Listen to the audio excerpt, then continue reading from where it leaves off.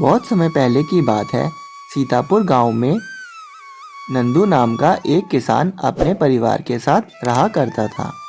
नंदू के परिवार में वह और उसकी पत्नी गुलाबो रहा करते थे। नंदू के घर के आंगन में ही एक बहुत बड़ा सेब का पेड़ था। वह उसी पेड़ के सेबों को बेच बेच कर अपने घर चलाया करता था। फिर एक दिन नंदू, अरे अरे सुनती हो, देखो तो जरा, पता नहीं हमारे सेब के पेड़ को क्या हो गया है। अब की बार सारे सेब बड़े ही सड़े हुए और खराब निकले। अब मैं इन सब सेबों को बाजार में कैसे बेच पाऊंगा? अजी हाँ, आप तो ये सही कह रहे हो। ऐसा कैसे हो सकता है भला? हर बार तो हमारे पेड़ से बहुत ही अच्छे सेब निकला करते थे, पर इस बार ऐसा क्या हो गया? अजी कहीं ऐसा तो नहीं कि हमारे पड़ोसी कल्लू ने हमारे सेब के पेड़ पे कुछ करवा दिया हो? उसकी नीयत मुझे अच्छी नहीं लगती। वह तो हमसे शुरू से ही बहुत जलता है। अरे नहीं नहीं, वह भला क्यों ऐसा करेगा? मुझे लगता है सेब के पेड़ में कीड़ा लग गया है, तभी ऐसा पहली बार हुआ है। मैं कल ही सुबह पेड़ में दवाई डाल के देखता हूँ। अजी दवाई तो डाल देना, पर लोगों का कुछ नहीं पता। तू खामखा ही इतना शक कर रही है, ऐसा कुछ नहीं है। फिर अगली सुबह नंदू अपने सेब के पेड़ की जड़ों में दवाई डाल रहा होता है कि तभी, अरे भाई नंदू, क्या कर रहे हो तुम? अरे क्या बताऊं कालू भाई, अब की बार सारे सेब बहुत ही खराब और सड़े हुए निकले। पता नहीं क्या हुआ ऐसा कि पेड़ के जितने भी सेब थे सब खराब हो गए। इसलिए मैं पेड़ की जड़ों में कीड़े की दवाई डाल रहा हूँ। हाँ भाई वो तो सही है, पर देख लेना कहीं लेने के देने ना पड़ जाएं। ऐसा कहकर कल्लू वहां से चला जाता है। फिर कुछ महीनों बाद, अरे गुलाबो, मैं तो लुट गया, देख तो जरा क्या हुआ। अजी क्या हुआ? इस बार भी सारे सेब सड़े हुए निकले। मैं भला किसान कब तक ये मार सह सकूंगा? हे भगवान, यह तू मेरे साथ क्या खेल खेल रहा है? मैं कैसे अपने परिवार का पालन कर सकूंगा? अजी आप हिम्मत मत हारिए, भगवान हमारी जरूर सुनेंगे। आप एक काम कीजिए, इन सारे सेबों को एक बार बाजार में जाकर बेच के तो देखिए, इसका हमें कुछ ना कुछ दाम तो जरूर ही मिल जाएगा। ऐसा सुनकर नंदू गुलाबों की बात मान लेता है और सारे सेबों को बाजार में बेचने के लिए निकल पड़ता है। नंदू पूरे बाजार में अलग अलग दुकानों पर जाकर अपने सेब बेचने की कोशिश करता है, पर सारे सेब सड़े हुए होने के कारण कोई भी दुकानदार उसके सेब नहीं लेता। थक हार कर नंदू एक दुकान पर जाता है।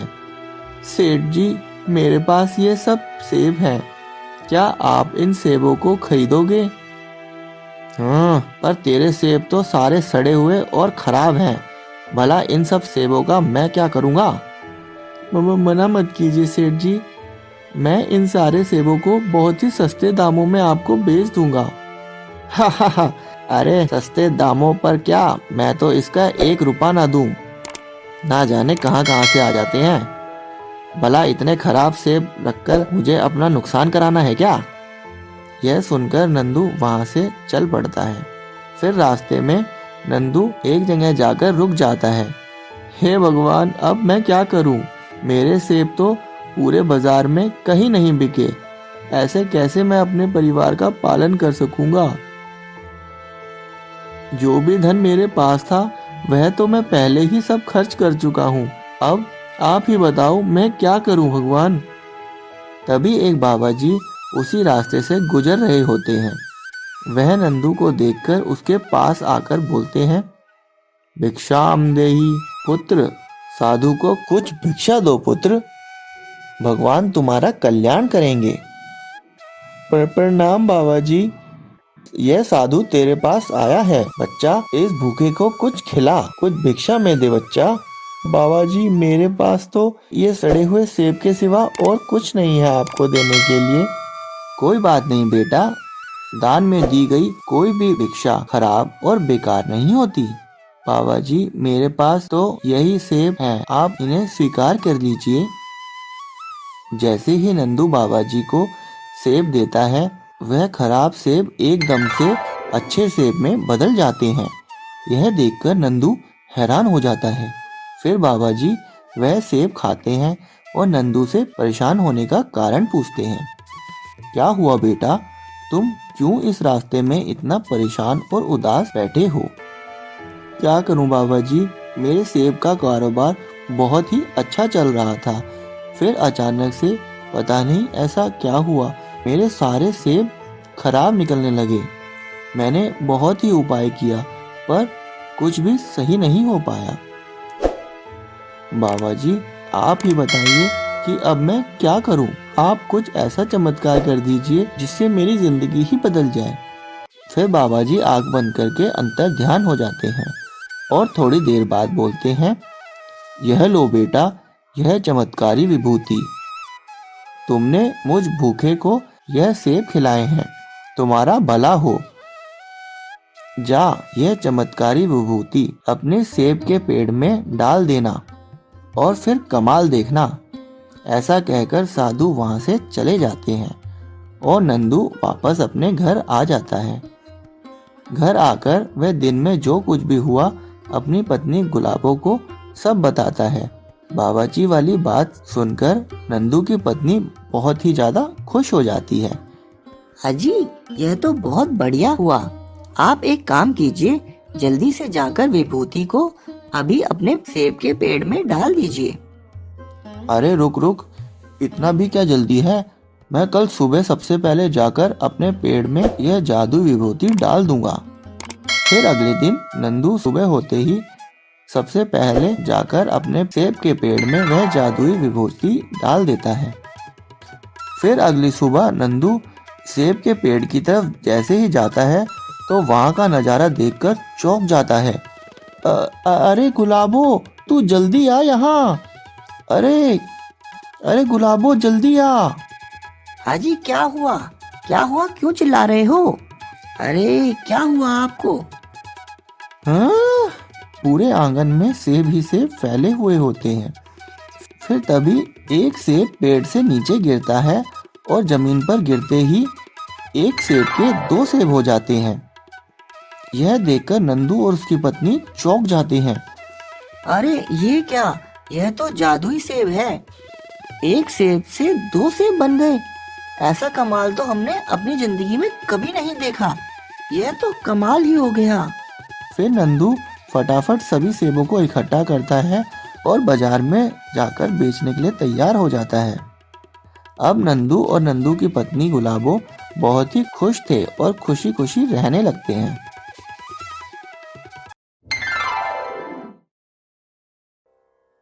बहुत समय पहले की बात है। जौनपुर नामक गांव में एक बहुत बड़ा दुकानदार राजू नाम का आदमी रहता था, जो बहुत पैसे वाला था। उसके पास धन की कोई कमी ना थी। उसकी इतनी बड़ी दुकान होने के कारण लोग ज्यादातर उसी की दुकान पे आया करते थे और वहीं से सारा सामान लिया करते थे, जिसके कारण आसपास की दुकान वालों को बहुत ही ज्यादा नुकसान झेलना पड़ता था। राजू एक बहुत ही चालाक दुकानदार था। वह अपने किराने की दुकान में बहुत सारा मिलावटी सामान रखता था और उसे बेचता था। और जब कोई खरीदार उसे यह काम करने से टोकता था तो वह उसे गुस्से में आके दुकान से भगा देता था। राजू की इस चालाकी के बारे में कुछ लोगों को तो पता था, लेकिन जो लोग इस बात से बेखबर थे वह लोग उसकी दुकान पे रोज आया करते थे और उसकी दुकान से बहुत सारा सामान लिया करते थे। राजू अपनी चालाकियों से कभी बाज नहीं आता था। वह हमेशा मौका देखकर मिलावट करके सामान को बेच ही देता था। वहीं दूसरी तरफ राजू की पत्नी दीपिका एक बहुत अच्छी और सीधी औरत थी जो हमेशा लोगों का भला करती थी। राजू की पत्नी अपना काम शुरू करने से पहले भगवान को हमेशा याद करती थी और उन्हें भोग लगाकर ही दुकान पर बैठा करती थी। राजू की पत्नी जब भी दुकान में आया करती तो राजू हमेशा उससे डरता रहता था कि वह कहीं सारा सामान बिना मिलावट के ही ना बेच दे, जिसके कारण उसे बहुत ही ज्यादा नुकसान हो जाएगा। लेकिन गांव के लोग दीपिका के दुकान के आने का इंतजार ही करते थे ताकि उन्हें मिलावट से बनी हुई चीज ना मिल सके। और जैसे ही दीपिका दुकान पर आती तो दुकान पर भीड़ लग जाती और जब राजू की पत्नी ही दुकान पर होती तभी लोग सामान लेने के लिए आते। इसके अलावा जब राजू दुकान पर होता तो कुछ ही लोग सामान लेने के लिए आते। लोगों के कम आने की वजह से राजू को बहुत ही गुस्सा आता और राजू यह देखता कि जब वह उसकी पत्नी होती है तब लोग ज्यादा आते हैं और जब वह दुकान पर होता है तो लोग बहुत ही कम आते हैं। यह देखकर राजू ने अपने सारे सामान में मिलावट करके रखने की सोच ली ताकि जब उसकी पत्नी सामान दे तो भी वह मिलावटी ही हो। फिर एक दिन राजू को सामान खरीदने के लिए मार्केट जाना पड़ा, जिसके कारण दीपिका दुकान संभाल रही थी और वह किसी को दाल देने लगी कि तभी उसने देखा कि दाल में तो बहुत ही ज्यादा मिलावटी दाल है। वह अंदर जाकर दाल का बोरा देखती है तो उसमें सारी में ही मिलावट होती है। वो सारी दाल देखकर हैरान हो जाती है क्योंकि सभी में मिलावट हो रखी होती है। यह सब देखकर वह सर पकड़कर कोने पर बैठ जाती है और अपने पति का इंतजार करने लगती है। जैसे ही उसका पति दुकान पर वापस लौटता है तो आते ही वह उससे सवाल जवाब करने लगती है। यह सारी बातें सुनकर राजू को बहुत ही ज्यादा गुस्सा आता है और उसे बिल्कुल भी अच्छा नहीं लगता। राजू को कभी भी अपने काम में टांग अड़ाने वाले लोग बिल्कुल पसंद नहीं थे और राजू अपनी पत्नी पर बहुत ज्यादा गुस्सा होता है।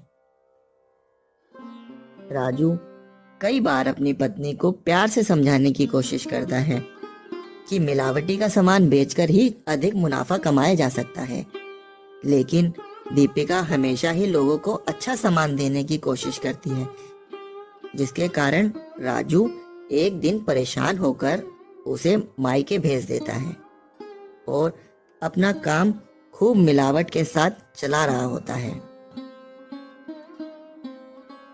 फिर एक दिन एक आदमी दुकान पर कुछ सामान लेने के लिए राजू के पास आता है और वह उससे कुछ दाल और चावल खरीदता है, जिसे वह घर ले जाकर अपनी बूढ़ी माँ को खिला देता है, जो कि बहुत ही ज्यादा बीमार होती है। वह मिलावटी चावल और दाल खाकर उसकी बूढ़ी माँ और भी ज्यादा बीमार हो जाती है, जिससे ही कारण वह आदमी बहुत ज्यादा परेशान होता है और वह समझ जाता है कि यह सब काम हो ना हो राजू की दुकान से लाए हुए सामान की वजह से ही हुआ है। अतः अगले दिन जब वह दुकान पर जा ही रहा होता है तो रास्ते में उसे राजू की पत्नी मिलती है, जिसे वह ये सारी बातें बताता है कि उसकी दी हुई दुकान का सामान खाकर मेरी माँ की तबीयत और भी ज्यादा बिगड़ गई। यह बात सुन के राजू की पत्नी को बहुत ही ज्यादा दुख होता है और वह अपने पति को सबक सिखाने की ठान लेती है। फिर एक दिन दीपिका यह सब कुछ सोच ही रही होती है कि तभी उसको एक उपाय सूझता है। दीपिका गुस्से में आकर राजू की कंप्लेंट करा देती है और राजू की दुकान के सामान की जांच पड़ताल करवाती है ताकि किसी को भी किसी प्रकार का कोई नुकसान ना हो। छापा पड़ने के बाद यह सब पता चलता है कि राजू की दुकान का सारा सामान मिलावटी रखा हुआ है। यह सब देखकर लोग हैरान हो जाते हैं और उसकी दुकान से सामान लेना बिल्कुल बंद कर देते हैं।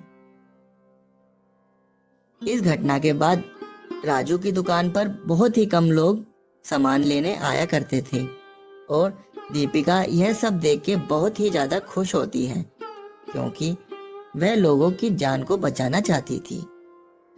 हर सामान में मिलावट होने के कारण लोगों के स्वास्थ्य पर भारी असर पड़ रहा था और वह ये नहीं चाहती थी कि लोग बीमार हों। राजू की ये सारी करतूतें सबके सामने आए और राजू को जेल जाना पड़े, इसलिए वह अपने पति को भी बचाना चाहती थी। वह बहुत ही ज्यादा खुश थी कि दुकान पर बहुत ही कम लोग आ रहे हैं। वहीं दूसरी तरफ राजू की दुकान पर लोगों का आना बिल्कुल ही बंद हो गया था, जिसके कारण अब राजू के पास ना के बराबर ग्राहक आने लगे थे और कुछ गिने चुने ग्राहक जो आया करते थे वह राजू को आते जाते देखकर ताना मार दिया करते थे। यह सब देखकर राजू बहुत ही परेशान हो गया था।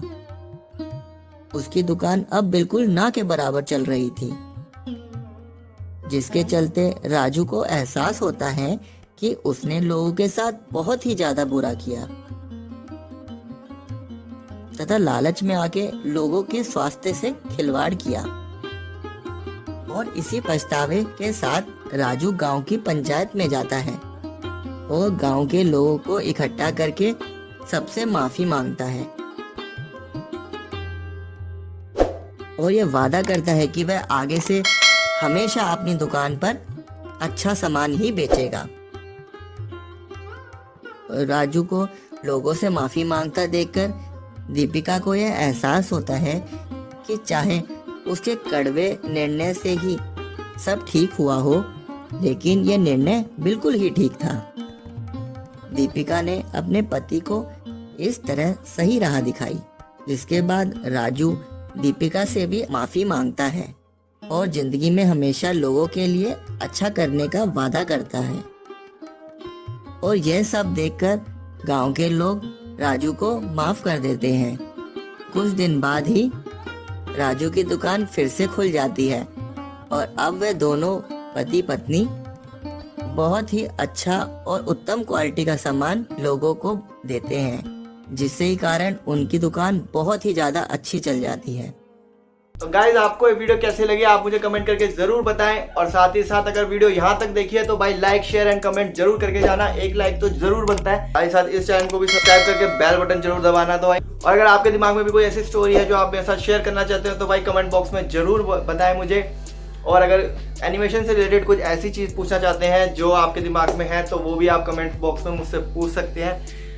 और अगर मेरे से रिलेटेड कोई ऐसी चीज़ है जो आप मुझसे पूछना चाहते हैं तो वो भी आप कमेंट बॉक्स में मुझसे पूछ सकते हैं। मैं आपके सारे आंसर्स का जवाब दूंगा, जरूर दूंगा अपने तरफ से जो भी हो सकता है। मैं अभी तक वैसे जितने भी मेरे पास कमेंट्स आते हैं मैं उन सबका आंसर देने की बहुत ज़्यादा कोशिश करता हूँ। ऐसे ही प्यार और ऐसे ही सपोर्ट बनाए रखो और मेरी वीडियो भाई जितनी ज़्यादा हो सके शेयर करो, क्योंकि जो स्टोरीज़ हैं वो बहुत ज़्यादा अच्छी हैं, मोटिवेशंस हैं और मोरल स्टोरीज़ हैं, तो उनको देखने में काफ़ी ज़्यादा मज़ा आता है। तो ये जो जितनी भी वीडियोस हैं वो बच्चे वगैरह और जितनी भी कोई भी उम्र का है वो सब देख सकते हैं। तो भाई ऐसा कोई रिलेटेड नहीं है कि भाई कोई बड़े ही देख सकते हैं, तो ऐसा कुछ नहीं है। वीडियो में अगर कोई ऐसी भी गलती आपको दिखती है तो भाई वो भी आप कमेंट में मुझे बता सकते हो कि भाई ये चीज़ नहीं होनी चाहिए थी और वो चीज़ होनी चाहिए थी, तो वो चीज़ भी आप दिखा सकते हो।